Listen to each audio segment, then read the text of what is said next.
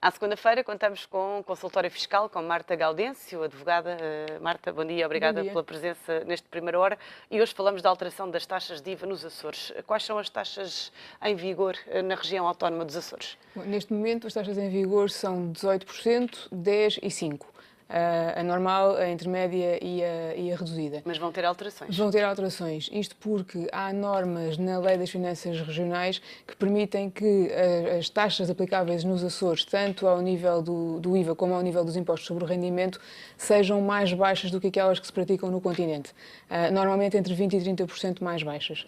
Já foi aprovada uma proposta de lei que prevê a redução destas taxas.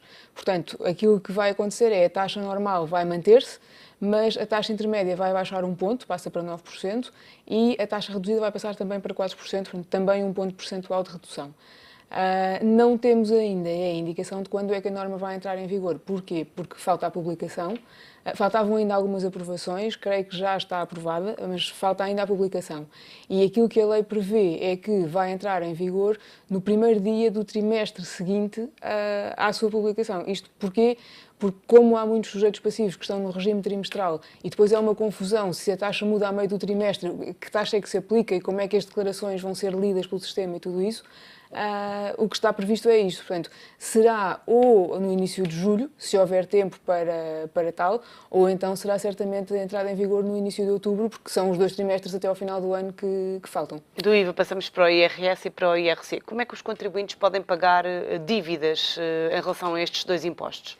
Aqui nós temos de pensar em 2 regimes. Há um regime que é aquele que se aplica antes da instauração de processos executivos e um que se aplica depois. Se for antes, pensando que o IRS normalmente deve ser pago até 31 de agosto e o IRC até ao final de maio, o que os contribuintes podem fazer é, no prazo de 15 dias, entregar um requerimento a solicitar o pagamento em prestações.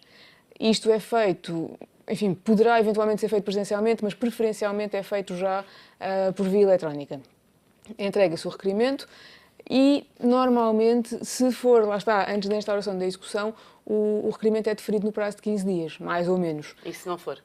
Se não for, tem de se aguardar, mas normalmente até estes processos até costumam andar mais rápido. A autoridade tributária costuma facilitar Sim, estes processos? sim. Até porque, enfim, são apresentados logo a seguir ao final do prazo para pagamento. Portanto, aqui há verdadeiramente interesse das pessoas em pagar. E o contribuinte tem que apresentar alguma garantia? Aqui depende. Se for uma dívida de IRS até ao valor de 2.500 euros, não tem.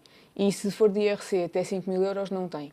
A menos que já tenha alguma outra dívida. Porque se já tiver alguma outra dívida, aí vai ter de prestar garantia. Se forem dívidas de valor superior, sim, vai ser requerida a prestação de uma garantia. E de que género de garantias é que se está a falar?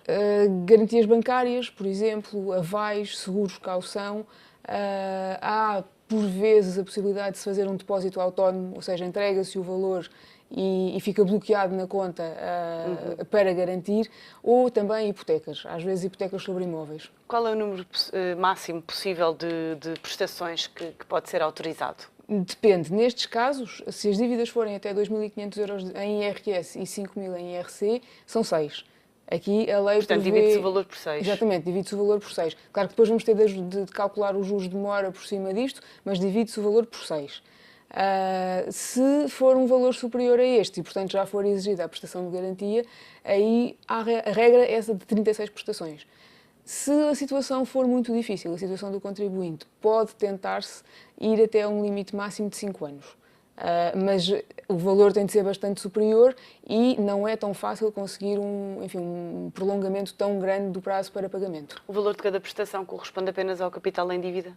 Não, por isso é que eu estava a dizer... Os juros de mora. Exatamente. Como é que nós fazemos o cálculo?